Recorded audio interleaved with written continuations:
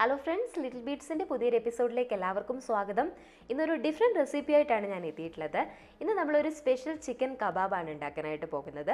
Normally നമ്മൾ chicken marinate ചെയ്യുമ്പോൾ മഞ്ഞൾപ്പൊടി, മുളക് പൊടി, മല്ലിപ്പൊടി തുടങ്ങിയ പൗഡേഴ്സൊക്കെയാണല്ലോ യൂസ് ചെയ്യുന്നത്. എന്നാൽ ഇന്ന് ഈ കബാബ് ഉണ്ടാക്കാൻ നമ്മൾ ഇത്തരത്തിലുള്ള ഒരു പൗഡേഴ്സും യൂസ് ചെയ്യുന്നില്ല എന്നതാണ് ഇതിൻ്റെ ഒരു സ്പെഷ്യാലിറ്റി. അപ്പോൾ നമുക്ക് ആദ്യം തന്നെ ഇതിൻ്റെ ഇൻഗ്രീഡിയൻസ് എന്താണെന്ന് നോക്കാം. ഇത് 1/2 കിലോ ചിക്കനാണ്. ഈ ഒരു സൈസിലാണ് എടുത്തിരിക്കുന്നത്. പിന്നെ ഇതൊക്കെയാണ് നമ്മുടെ സീക്രട്ട് ഇൻഗ്രീഡിയൻസ്. മഞ്ഞൾപ്പൊടിയും മുളക് പൊടിയും ഒന്നും യൂസ് ചെയ്യാത്തത് കൊണ്ട് തന്നെ ഇതൊക്കെ നമുക്ക് കുറച്ച് അധികം എടുക്കേണ്ടതുണ്ട്. ഏറ്റവും സ്പെഷ്യൽ ആയിട്ടുള്ള ഇൻഗ്രീഡിയൻറ്റ് പച്ച കുരുമുളകാണ്. ഇതധികം മൂക്കാത്ത കുരുമുളകാണ് കേട്ടോ. അതുകൊണ്ട് ഞാൻ ഒരു 20 ഞെട്ട് എടുത്തിട്ടുണ്ട്. നല്ല മൂത്ത കുരുമുളകാണെങ്കിൽ ഒരു 12 മുതൽ 15 ഞെട്ട് വരെ നിങ്ങളുടെ എരിവിനനുസരിച്ച് എടുക്കാവുന്നതാണ്. ഇനി ഒരു വലിയ കഷ്ണം ഇഞ്ചി വേണം. നല്ല ടേസ്റ്റും അതുപോലെ ആവശ്യത്തിന് എരിവും വേണമെങ്കിൽ 1/2 കിലോ ചിക്കന് ഈ ഒരു സൈസ് ഇഞ്ചി ആവശ്യമാണ്. പിന്നെ 2 മുഴുവൻ വെളുത്തുള്ളി വേണം. പിന്നെ വേണ്ടത് കറിവേപ്പിലയാണ്. കുറച്ചധികം കറിവേപ്പില ആവശ്യമാണ്. ഇത് 6 തണ്ട് കറിവേപ്പിലയുണ്ട്. ഇനി നമുക്ക് ഈ കുരുമുളക് അടർത്തിയെടുക്കാം. ഇത് ഞാൻ നന്നായിട്ട് കഴുകി എടുത്തിട്ടുണ്ട്. ഇനി ഇതൊക്കെ നമുക്ക് നല്ല പേസ്റ്റ് രൂപത്തിൽ അരച്ചെടുക്കാം.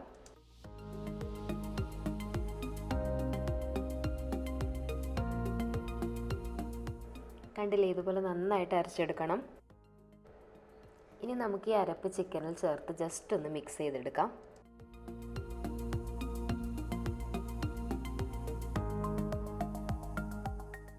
ആവശ്യത്തിന് ഉപ്പും കൂടെ ചേർത്ത് മിക്സ് ചെയ്യാം. ഇനി ഇതുപോലെ ഒരു ഫോക്ക് യൂസ് ചെയ്തിട്ട് ചിക്കനിലൊക്കെ ചെറിയ ഹോൾസ് ഉണ്ടാക്കി കൊടുക്കുക. അപ്പോൾ ഈ അരപ്പ് നന്നായിട്ട് ഇതിൽ ഇറങ്ങിച്ചെല്ലും. അരപ്പ് നന്നായിട്ട് ഇതിൽ പിടിച്ച് ചേരാൻ വേണ്ടിയിട്ട് ഒരു അരമണിക്കൂറെങ്കിലും മിനിമം ഇത് ഫ്രീസറിൽ വെക്കണം. അരമണിക്കൂർ ഞാൻ ഫ്രീസറിൽ വെച്ചിട്ടുണ്ടായിരുന്നു. ഇപ്പോൾ അരപ്പൊക്കെ നന്നായിട്ട് ഇതിൽ പിടിച്ച് ചേർന്നിട്ടുണ്ട്. ഇനി നമുക്കിത് വറുത്തെടുക്കാം. മീഡിയം ഫ്ലെയിമിൽ വേണം വറുത്തെടുക്കാൻ, എന്നാലേ ചിക്കൻ നന്നായിട്ട് വേവുള്ളൂ. ആവശ്യത്തിന് എണ്ണ ഒഴിച്ചു കൊടുക്കാം. എണ്ണ നന്നായിട്ട് ചൂടായിട്ടുണ്ട്. ഇനി നമുക്ക് വറുത്തെടുക്കാം.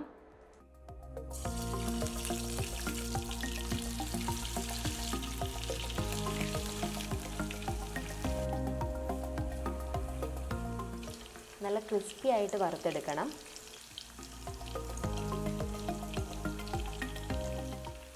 നമ്മുടെ ചിക്കൻ കബാബ് റെഡി ആയിട്ടുണ്ട്. നന്നായിട്ട് വെന്ത് വന്നിട്ടുണ്ട്. ഇനി നമുക്കിത് കോരി മാറ്റാം.